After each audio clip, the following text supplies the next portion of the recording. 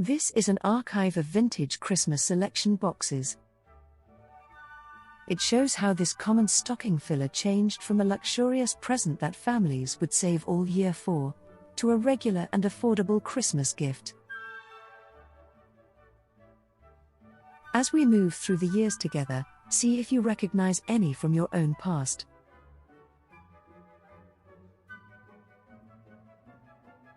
By the year 1920, sweets and chocolates were no longer exclusive to just the rich and aristocracy, and so chocolatiers such as Rowntrees and Cadburys came into the market, giving local newsagents and grocery shops special Christmas club cards.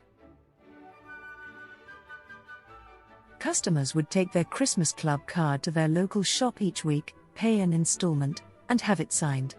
This helped shoppers afford a luxurious chocolate gift box, but also helped the factory to work out how much demand there would be for their product. This allowed families to choose what chocolates and sweets they wanted in each box, which would often cost more than a week's wages at that time. In the 1930s, Rowntrees began adding novelty items to the packs such as vases, carriage clocks, and cutlery sets, which acted as keepsakes once the chocolate had been eaten.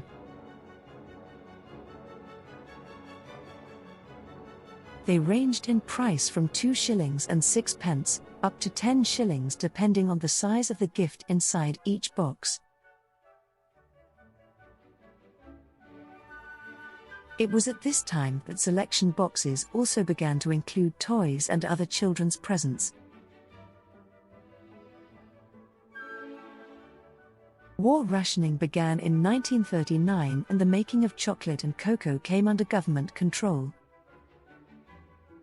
Children were given a specific weekly sugar allowance and the buying of sweets became restricted. Rationing affected supply in Britain until 1954, but when it ended, sweets and chocolate treats became everyday items. Out went the tea caddies and tableware, and in came a rich choice of chocolate bars packaged in boxes that featured board games, often with hexagonal spinners requiring the insertion of a matchstick, and cut out and keep festive scenes.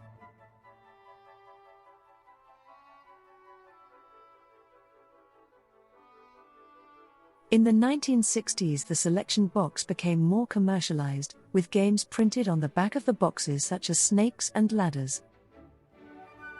It was then that some of the iconic treats we know today began to appear in the packs, including Smarties, Aero, Kit Kat, fruit gums, and fruit pastels.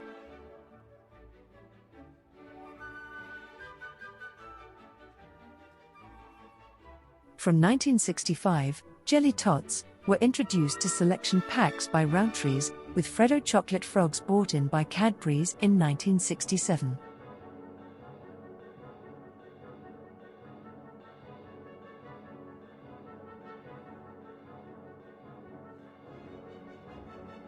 By this time, children expectantly received a selection box each year, and regarded them as a main Christmas gift.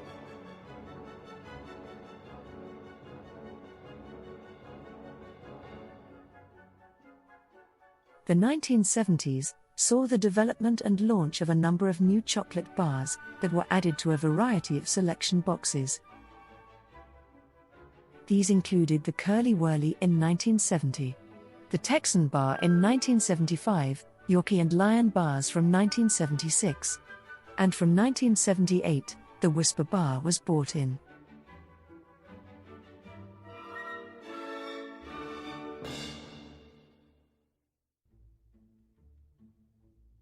By the late 1970s, some of the selection boxes became plastic-wrapped selection packs, and there was no more room for cutout games.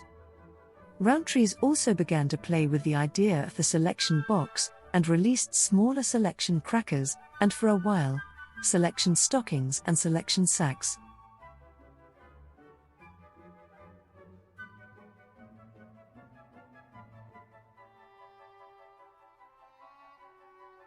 More changes were made in 1984, when Texan bars and spangles were no longer made. However, in this same year the new Cadbury Twirl bar was added. As chocolate became more affordable, selection boxes came down in price, with an 8-bar pack costing just £2.15 in 1987. A far cry from the days of Christmas club saving schemes.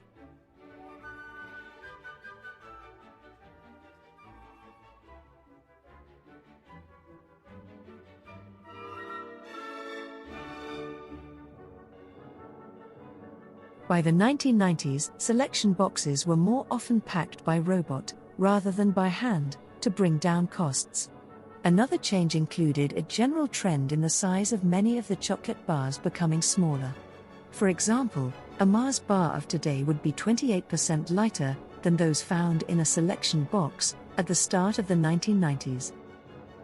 It's estimated that by the end of this Christmas shopping period, the UK population will spend over £30 million buying selection boxes, showing that they will continue to be popular stocking fillers for both adults and children alike, for many years to come. How many selection boxes did you count that were your childhood treat? Have a Merry Christmas, and thanks for watching.